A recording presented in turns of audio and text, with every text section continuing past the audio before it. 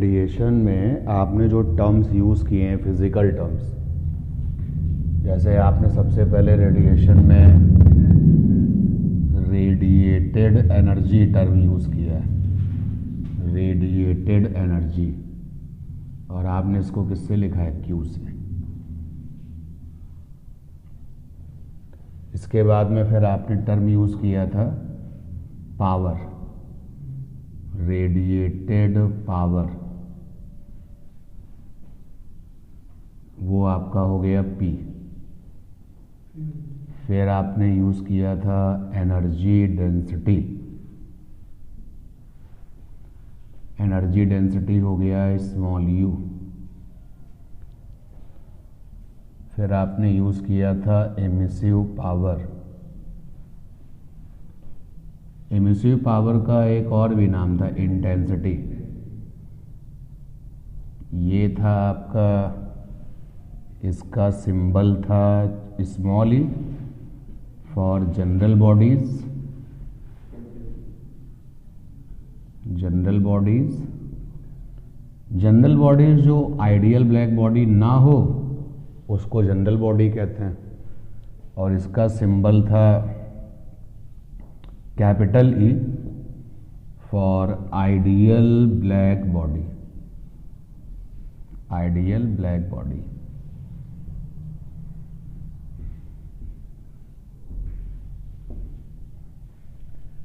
इसके बाद में फिर आपने एक फिजिकल टर्म और लिया था एमिसिविटी। एमिसिविटी को हम लोग रिलेटिव इमिटेंस भी कहते थे, रिलेटिव एमिटेंस, ई आर लिखा था। और ये ई आर क्या करता है? ई R is comparison, comparison of radiated energy. E R है क्या एक्चुअली? ई आर आपको क्या बताएगा? रिलेटिव एमिटेंस आपको क्या बताएगा? तो ई आर जो है आपको करके देगा comparison of radiated energy from GB, GB माने general body, and IBB, IBB माने ideal black body at constant temperature. और दोनों की दोनों बॉडी टेम्परेचर कांस्टेंट पर होंगी।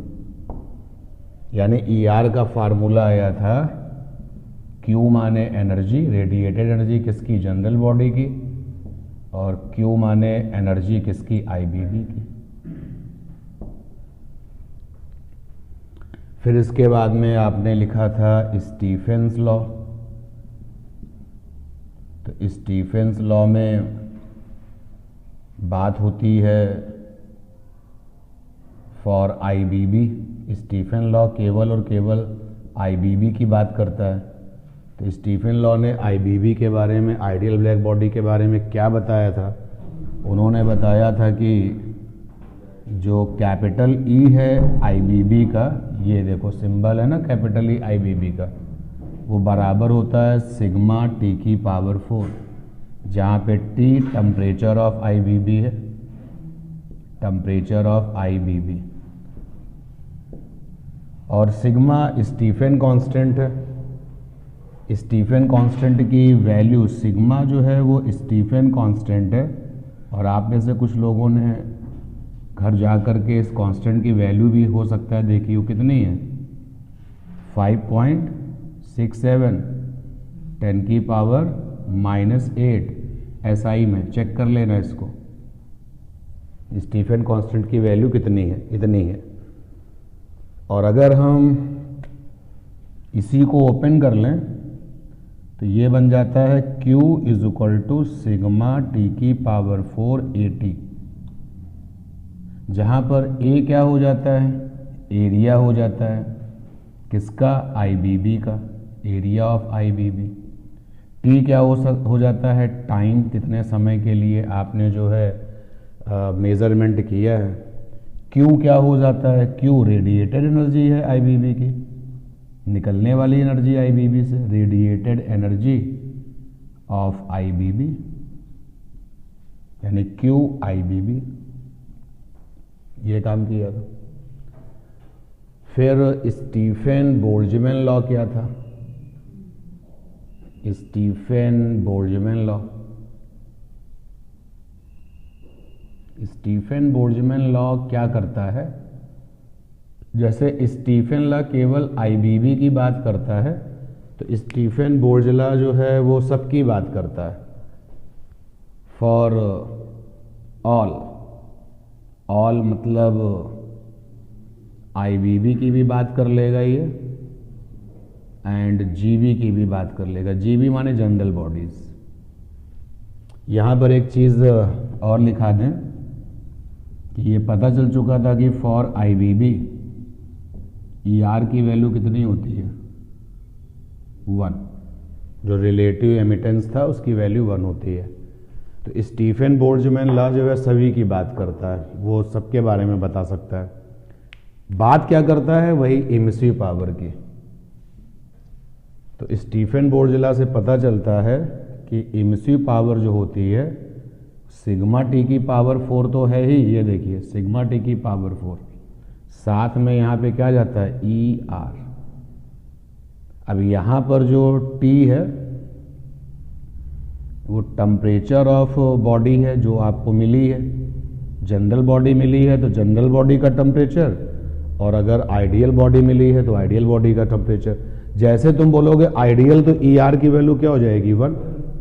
जैसे आपने बोला कि बॉडी आइडियल है तो ई आर की वैल्यू क्या बन जाएगी? 1। और बाकी चीज़ें तो आप जानते ही हो। अगर हम यहाँ पे Q लाना चाहें तो Q आ जाएगा ई आर सिग्मा टी की पावर 4 AT, जहाँ पे A area of a body है, एरिया ऑफ बॉडी, और T यहाँ पे क्या है? टाइम, और Q है radiated energy, radiated energy from body. अगर वो बॉडी जनरल वाली है तो ये Q जनरल बॉडी का है, अगर वो बॉडी आईबीबी है तो ये Q आईबीबी का है। अगर आईबीबी है तो पहले ही डिसीजन लिया जा चुका है कि अगर बॉडी आईबीबी होगी तो इमिसिव पावर को हम किससे लिखेंगे? कैपिटल ई से। ये सारी चीज़ें पढ़ी थी। अब साथ ही साथ एक चीज़ और पढ़ ली थी, वो कहाँ पे ख़त्म होगी? ये रिवीजन का पहला पॉइंट हुआ, दूसरा पॉइंट हुआ, तीसरा, चौथा, ये हो गया 5 नंबर पॉइंट, ये हो गया 6 नंबर पॉइंट, और ये आया 7 नंबर पॉइंट, और ये आया 8 नंबर पॉइंट। एक पॉइंट कॉमन था, वो ये था कि during discussion of radiation, during discussion of radiation energy, radiation energy, when we count for specific wavelength, specific wavelength। अब वेवलेंथ तो रेडिएशन की 0 से इनफाइनाइट होती है ना। जैसे तुमने कहा कि सर हम रेडिएटेड एनर्जी की तो बात करेंगे लेकिन हम इस वेवलेंथ को लेंगे। हमने पूछा किस वेवलेंथ को लेंगे? तुमने कहा सर उस वेवलेंथ को लेंगे जो 9000 एंगस्ट्रॉन्ग है। तो तुम्हारी रेडिएटेड एनर्जी क्या बन जाएगी? स्पेक्ट्रल। तुम्हारी रेडिएटेड पावर क्या बन जाएगी? स्पेक्ट्रल। तुम्हारी एनर्जी डेंसिटी क्या बन जाएगी? स्पेक्ट्रल। तुम्हारी इमिसिव पावर क्या बन जाएगी? स्पेक्ट्रल। तो ये सारी चीज़ें हम लोगों ने और ट्यून की थी। अब किसी बच्चे ने बोला कि सर हम रेडिएटेड एनर्जी में उस वेवलेंथ को लेंगे जिसका कि उस रेडिएशंस को लेंगे जिसका कि वेवलेंथ 3000 एंगस्ट्रॉन्ग है, तो उसके लिए भी सब क्या बन जाएगा? स्पेक्ट्रल। तो during discussion of radiation energy when we count for specific wavelength then our physical quantities कह लो या फिर पैरामीटर्स कह लो, फिजिकल क्वांटिटीज बिकम स्पेक्ट्रल। तो फिर वो स्पेक्ट्रल बन जाती है। ठीक है, नोट करिए सीक्वेंस में ही, बहुत इंपॉर्टेंट बात है, एक साथ कलेक्ट करके लिखी गई है।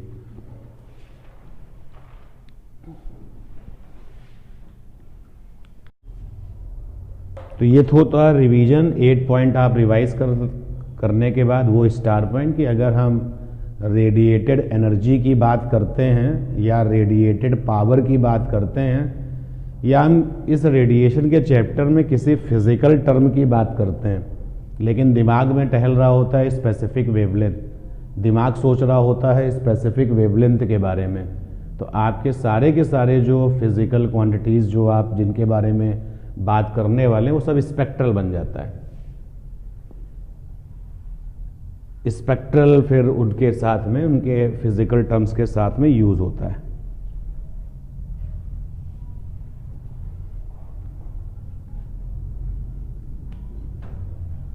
कलर ट्रायंगल की बात कर लेते हैं।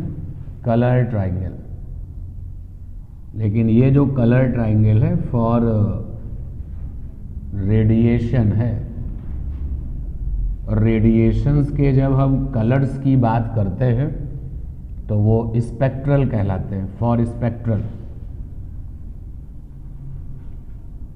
तो कलर ट्रायंगल कैसे अपने दिमाग में रखें कि रेडिएशंस में जो पहले तो हम सारी इंफॉर्मेशन अभी तक ले ही नहीं पाए हैं, लेकिन जो इंफॉर्मेशन मिली है उसके लिए कलर ट्रायंगल क्या है। तो एक ट्रायंगल आपने बना लिया, यहां पर इस ट्रायंगल में R लिखा, यहां पे B लिखा, यहां पर G लिखा। तो इसको याद कैसे करें? राम बाबू गुप्ता। जो कैपिटल लेटर्स हैं वो कलर्स के लिए, यहां पे राम में R कैपिटल है, वो रेड को सपोर्ट करता है। बाबू में B कैपिटल है, वो ब्लू को सपोर्ट करता है। और गुप्ता में G कैपिटल है, वो ग्रीन को सपोर्ट करता है। फिर इसी ट्रायंगल के अंदर एक ट्रायंगल बना लो। ये पॉइंट लिया, ये पॉइंट लिया और ये पॉइंट लिया। तो मे कम यस। तो यहां पर भी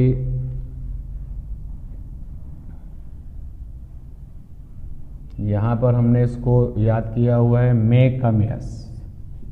जो कैपिटल लेटर्स हैं वो रंग के लिए हैं, तो यहां मे में M कैपिटल है, मैजेंटा हो गया। कम में C कैपिटल है, सियान हो गया। और यस में Y कैपिटल है, येलो हो गया। ठीक है। और फिर क्या करें कि ऐसे कुछ डॉटेड्स लाइन बना रहे हैं, और यहां पर जो ये सेंटर आया ये W फॉर वाइट है,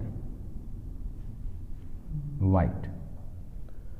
अब लाइन के किनारों पर दो कलर का मिक्सचर बराबर बीच वाला कलर, ये ऐसे तैयार कर लो कि सेलेक्टेड लाइंस के एंड्स पर कलर का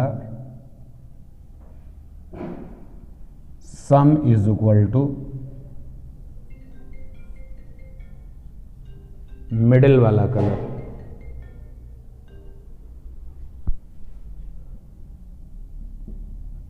मिडिल वाला कलर। जैसे आप कोई भी लाइन ले लें, जैसे हमने लिया ये वाली लाइन, तो लाइन के किनारों पर कौन है? रेड और ब्लू। तो मिडिल का कौन है? मैजेंटा। ऐसे आपने ये वाली लाइन ले ली, तो R और C, तो क्या बन जाएगा? W। ठीक है। कोई अब इसी तरीके से तुम इसको इक्वेशंस में बना सकते हो। R बराबर हो गया M माइनस बी, यानी अगर मैजेंटा से ब्लू माइनस कर दो तो क्या बन जाएगा? रेड। फिल्टर कर दो, माइनस कर दो, फिल्टर कर दो। अब यहाँ पे माइनस करने का मतलब है कि फिल्टर करना। अब फिल्टर कैसे करेंगे? तो वो वे हमारे पास में है कि हम बना सकते हैं, तो इक्वेशंस बना करके। इस तरीके से आप कई सारी इक्वेशंस यहाँ बना सकते हो। और मेन ट्रायंगल के वर्टिसेस पर कलर का mix is equal to centre colour. ये याद करने के लिए आपको बता रहे हैं, जैसे मेन ट्राइंगल तो बड़ा वाला था, तो वहाँ पर जो वर्टेक्स पर कलर थे कौन था, रेड था, ब्लू था और ग्रीन था, इज इक्वल टू क्या बन जाएगा, वाइट। ठीक है, तो स्पेक्ट्रम के कलर्स के कॉम्बिनेशंस इस चैप्टर में तुमको वो क्वेश्चन पूछेगा कि बताओ इस रेडिएशन के इस कलर के साथ इस कलर को मिक्स करें तो क्या बनेगा। तो अब उसके लिए मतलब एक सवाल का जवाब देने के लिए तुम्हारे बगल में क्या तैयार हो, तुम्हारे दिमाग में रफली क्या तैयार हो, कलर ट्राइंगल तैयार हो। और चूँकि प्रैक्टिस हो चुकी होती है तो फटाफट जैसे मैं लिख रहा हूँ ये लिखने की ज़रूरत नहीं। जैसे मैंने कहा कि ब्लू और वाई मिलेंगे तो क्या बनेगा, ब्लू और येलो मिलेंगे तो क्या बनेगा, वाइट बनेगा। लाइन के किनारों पे कलर है ना ब्लू और येलो, और ब्लू और येलो मिलेंगे तो वाइट बनेगा, तो येलो से वाइट माइनस होगा तो क्या बनेगा, ब्लू। नोट करिए। रेडिएशन को लेकर के किरचॉफ का लॉ क्या कहता है, तो किरचॉफ का जो लॉ है वो काफ़ी जगह पर आपको मिलता है, इसलिए हम बात कर रहे हैं Kirchhoff law for radiation.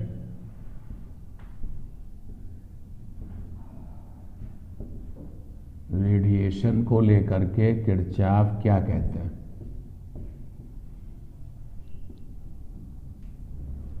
Kirchhoff law for radiation, Kirchhoff ये कहते हैं कि अगर हम किसी भी बॉडी को, जैसे सपोज कर लो कि एक हमारे पास में ये बॉडी है, बॉडी, इसकी हमने कैलकुलेट कर लिया इमिसिव पावर कैलकुलेट किया, वो भी स्पेक्ट्रल वाला। क्योंकि हम जानते हैं कि हम सारा का सारा कैलकुलेशन तो कर ही नहीं सकते ना, क्योंकि हम सभी रेडिएशंस के वेवलेंथ के बारे में जानते ही नहीं हैं। तो आप किसको कैलकुलेट करोगे, जिसको आप जानते होगे उसी को तो कैलकुलेट करोगे। अब आपकी जो बॉडी से रेडिएशन आ रहा है उसके बारे में हमें कुछ पता ही नहीं है, तो हम क्या कैलकुलेट करेंगे। लेकिन सन से आ रहा है तो जिसके बारे में पता वही कैलकुलेट करेंगे। तो स्पेक्ट्रल वाली बात यहाँ अंडरस्टूड है, फिर भी हमने लिख दिया। तो हमने इमिसिव पावर इसकी कैलकुलेट कर ली। इसी बॉडी की हमने जो है एब्जॉर्बिटिव पावर भी कैलकुलेट कर ली, ए लैम्डा। और ये बॉडी जो थी वो टेम्परेचर T पर थी, एट टेम्परेचर T। तो T टेम्परेचर पर बॉडी का ये दोनों काम हमने कैलकुलेट कर लिया। उधर हमारे पास में जो थी वो एक आइडियल ब्लैक बॉडी थी, IBB, ये भी टेम्परेचर T पे थी, एट टेम्परेचर T। तो अब जब ये जो आइडियल ब्लैक बॉडी है जो T टेम्परेचर पर है, इसकी हमने इमिसिव पावर कैलकुलेट की जो कि कैपिटल E होती है। तो फिर किरचॉफ ने देखा ये कि जो इन दोनों का जो रेशियो है E lambda by A lambda, वो कांस्टेंट आता है, और ये कांस्टेंट वैल्यू कैपिटल E के क्या होती है, बराबर। मतलब जैसे इस क्लास में जितने भी लोग बैठे हैं सभी लोगों के पास में एक बॉडी है, अलग अलग मटेरियल्स की है, ठीक है ना, लेकिन टेम्परेचर सबके क्या है, सेम है। तो सब बच्चों ने जो है E और A निकाला और रेशियो निकाला। तो मान लेते हैं इन्होंने बताया कि रेशियो X आ रहा है, दूसरे बच्चे ने भी क्या बताया, रेशियो X आ रहा है, तीसरे ने भी क्या बताया, X आ रहा है।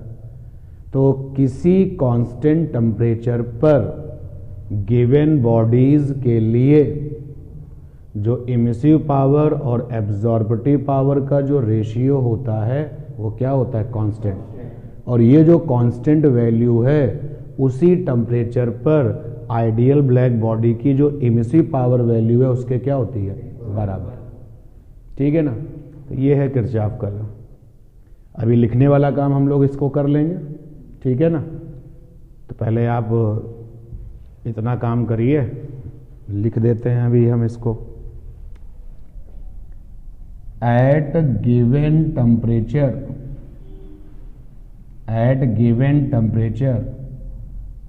Ratio of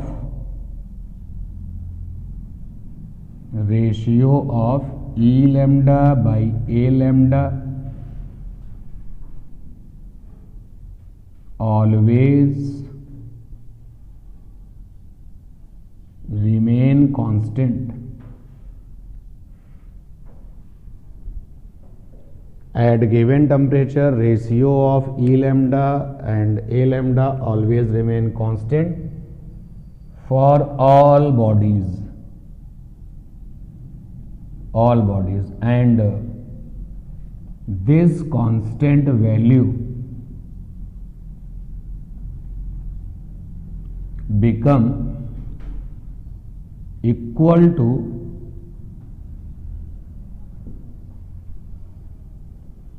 emissive power of IBB ideal black body at same temperature। उसी टेम्परेचर की फिर आइडियल ब्लैक बॉडी होनी चाहिए। तो ये किरचॉफ ने बताया।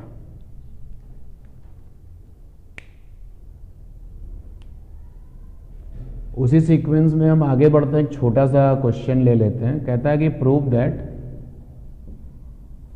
ई R is equal to A, ये प्रूव करना है। तो ई आर को क्या कहोगे भाई आप? रिलेटिव एमिटेंस, और ए को क्या बोलेंगे? एब्जॉर्बेटिव पावर। तो ये हमें प्रूफ करना है। तो हमने लिखा कि we know that E by A is equal to है कैपिटल E। अब देखिए लैम्डा लगाना छोड़ दिया है, क्योंकि हमें पता है कि यार जिस रेडिएशंस को तुम जानते होगे उसी का तो ही कैलकुलेशन कर पाओगे, ठीक है। तो E by A is equal to हमने E लिख दिया, और यहां से E बाई कैपिटल E निकाला, यहां पे A आ गया। E बाई ए ये हम जानते हैं, ये हमको किरचॉफ लॉ ने बताया, फ्रॉम किरचॉफ लॉ।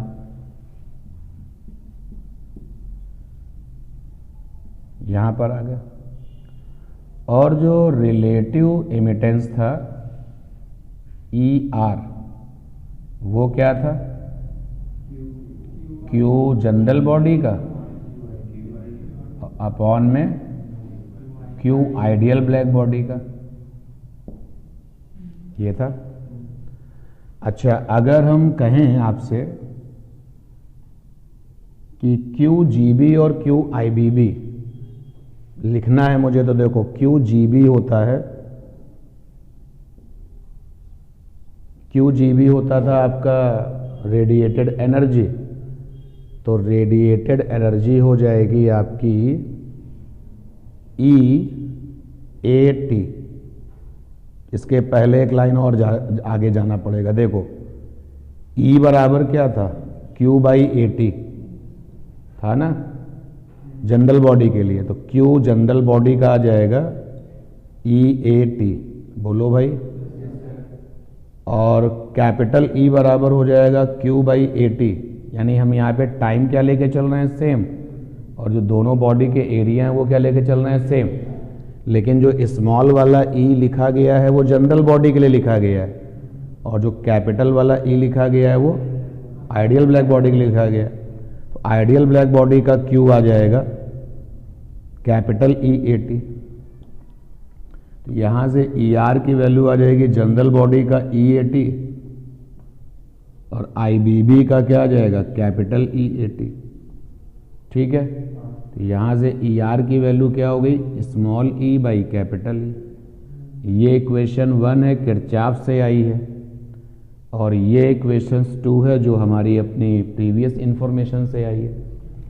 दोनों इक्वेशंस के इसको और ऐसे लिख लो उसी तरीके से जैसे वो लिखी हुई है। तो ये आ जाएगा आपका ER is equal to E by E, यानी E by E is equal to कितना आ गया? ER। तो ये इक्वेशन नंबर 2 और 1 को देखो तो उसके लेफ्ट हैंड क्या है इक्वल, तो राइट हैंड भी क्या होंगे इक्वल। तो फ्रॉम इक्वेशन 1 to 1 and 2 जो ए है, जो ई आर है वो बराबर होगा E R is equal to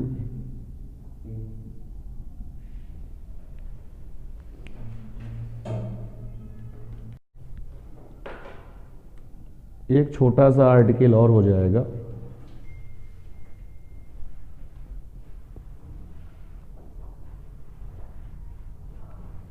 calculation है तो पहले कैलकुलेशन देखो और फिर उस कैलकुलेशन ने हमें क्या सिखाया वो देखेंगे।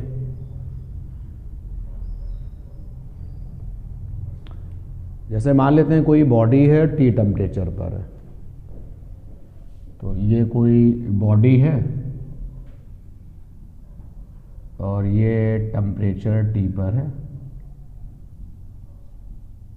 टेम्परेचर टी पर है और सराउंडिंग है, ये सराउंडिंग है। सराउंडिंग जो है वो टेम्परेचर टी नॉट पर है, टी नॉट पर है। तो बॉडी से पूछा कि कितनी एनर्जी इमिट कर रहे हो, तो कैलकुलेट किया पहले हमने emitted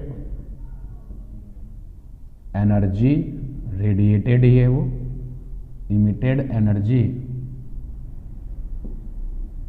emitted radiated energy from body, from body. तो emitted radiated energy from body निकाला जाए तो कैसे निकलेगा यार? अभी तुम सीख के आए हो, स्टीफन बोल्ट्जमैन लॉ में क्या सीखा था तुमने? E is equal to E R sigma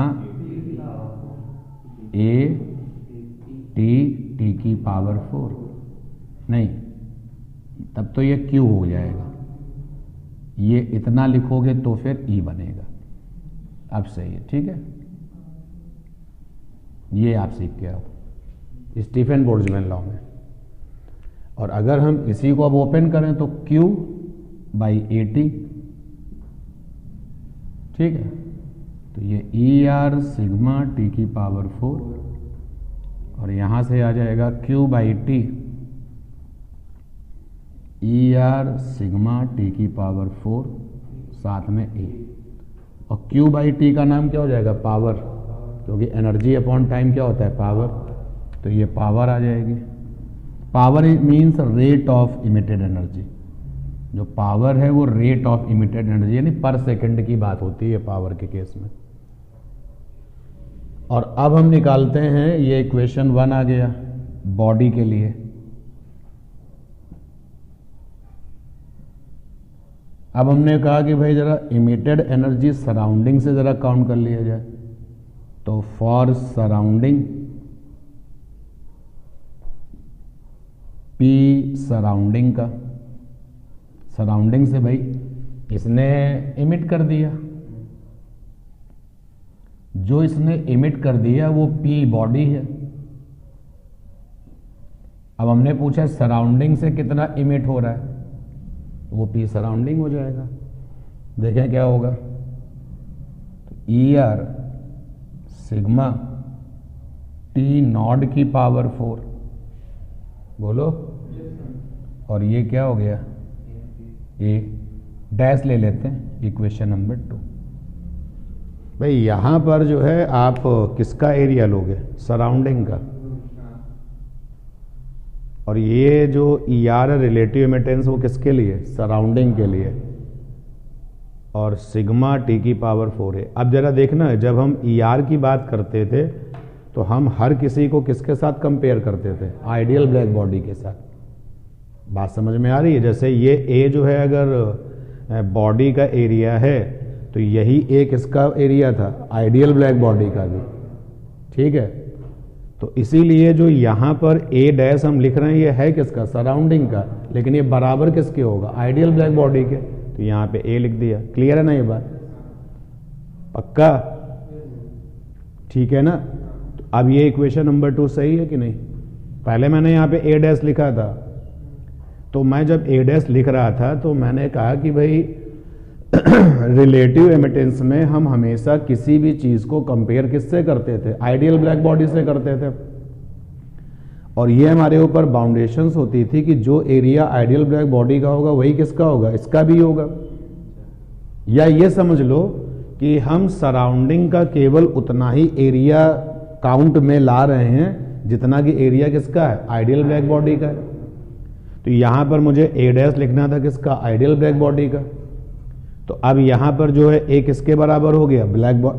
यहां मुझे लिखना चाहिए था एरिया सराउंडिंग का, लेकिन सराउंडिंग को जब ब्लैक बॉडी से कंपेयर करोगे तो जो एरिया ब्लैक बॉडी का होगा वही एरिया किसका होगा? सराउंडिंग का। तो अब आप बोलोगे कि सराउंडिंग तो बहुत बड़ा होता है, तो हमने कहा कि तुम्हें पूरे सराउंडिंग से बात ही नहीं करनी, तुम्हें सराउंडिंग के केवल उतने ही एरिया को काउंट करके चलना है जितना कि एरिया किसका है? ब्लैक बॉडी का है। ठीक है?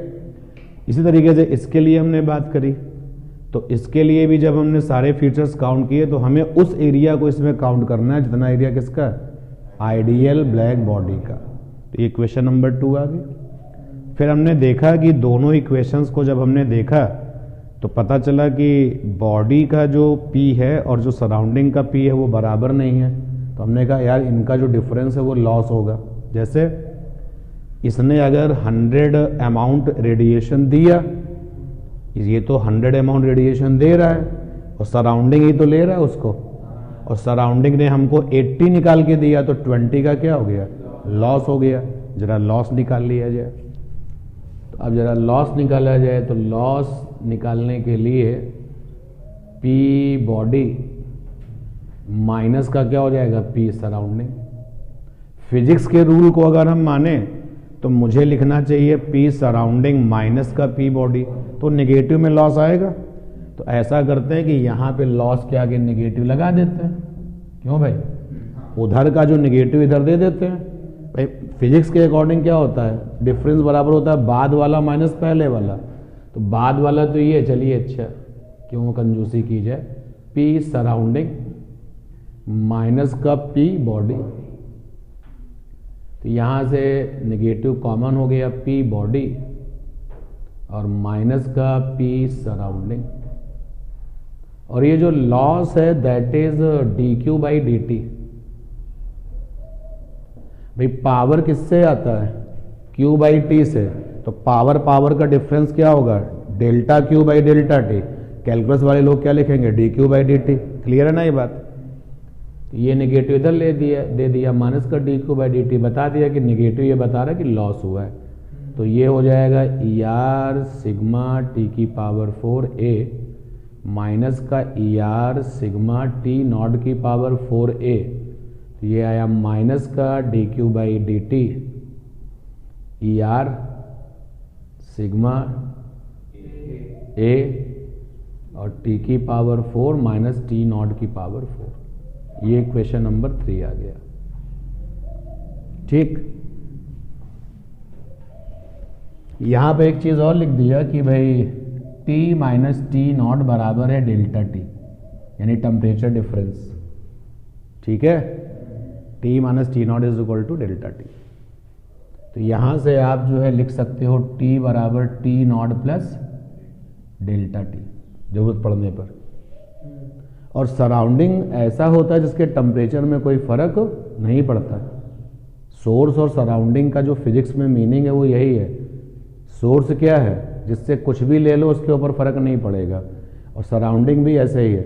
अब आप जानते हो कि जो रेडिएशन से इसके टेम्परेचर पर कोई इफेक्ट नहीं पड़ेगा, बहुत बड़ा है ना, इसलिए ये बात क्लियर कर पा रहे हो कि नहीं कि सराउंडिंग में जैसे आप अगर खाना पकाएंगे और वहाँ से हीट अगर निकलेगी तो सराउंडिंग को बदल देगी, ऐसा कुछ नहीं है। ठंड है तो ठंड ही रहेगी, आपके खाना बनाने से वो गर्मी में कन्वर्ट नहीं होगी। ओवरऑल सराउंडिंग की बात करनी है, आप उस स्पेस की मत बात करें जहाँ पर आप ये सारा काम कर रहे हो। थोड़ी देर में सराउंडिंग अपने टेम्परेचर में फिर वापस आ जाएगा। तो वही है कि टी नॉट एक तरीके से सराउंडिंग का टेम्परेचर जो है वो कांस्टेंट है। ठीक है, अब हमने जो है इस बॉडी से, या चलिए पहले आप यहां तक 3 नंबर इक्वेशंस तक आइए।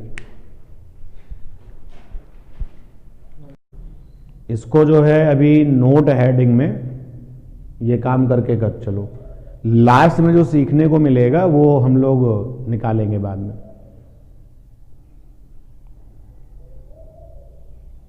ऐसा करते हैं, थोड़ा कैलकुलेशन अभी हम और आगे बढ़ा लेते हैं, कंप्लीट आज की क्लास में नहीं हो पाएगा ये। तो यहां पे लिखा माइनस का D Q by D T E R sigma A, और कैपिटल टी की जगह पे लिख दिया T not plus delta T whole power 4 और माइनस का टी नॉट 4, माइनस का D Q by D T E R sigma A, यहां से टी नॉट कॉमन निकाल लिया तो 1 plus delta T by T not whole power 4 minus का T not की पावर 4, माइनस का D Q by D T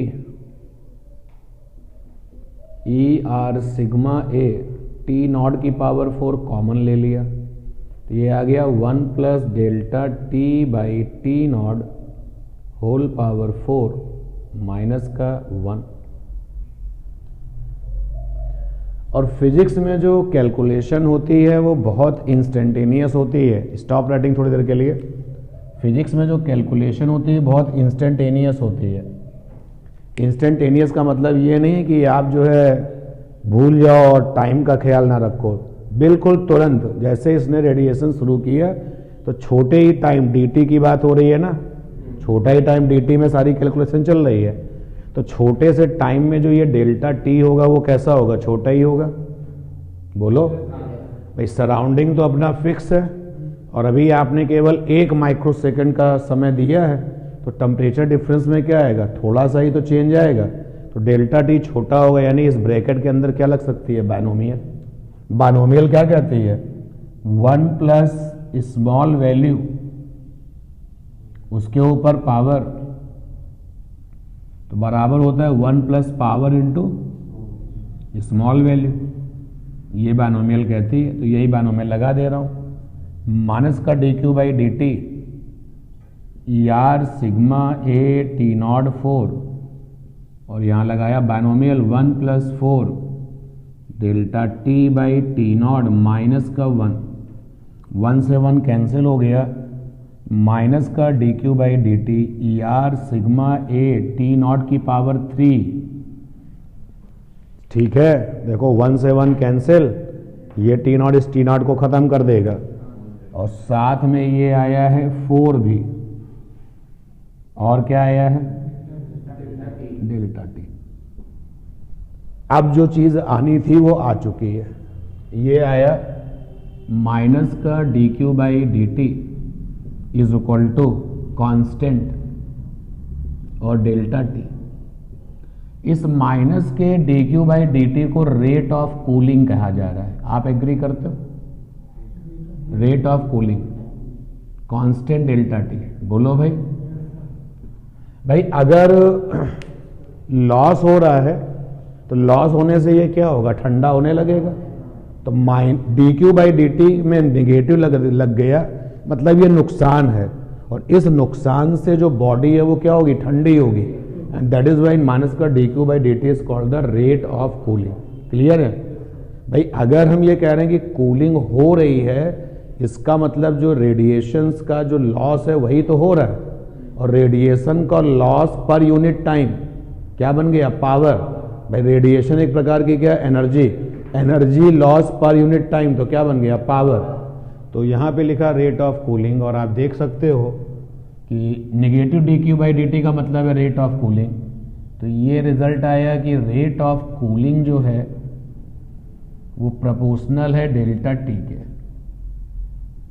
यही अगली क्लास में जब हम लोग मिलेंगे तो नेक्स्ट वाली क्लास में ये न्यूटन्स लॉ ऑफ कूलिंग बन जाएगा। इसका मतलब ये हो गया, जितना ज़्यादा टेम्परेचर डिफरेंस होगा उतना ही तेजी से क्या होगा, कूलिंग होगा।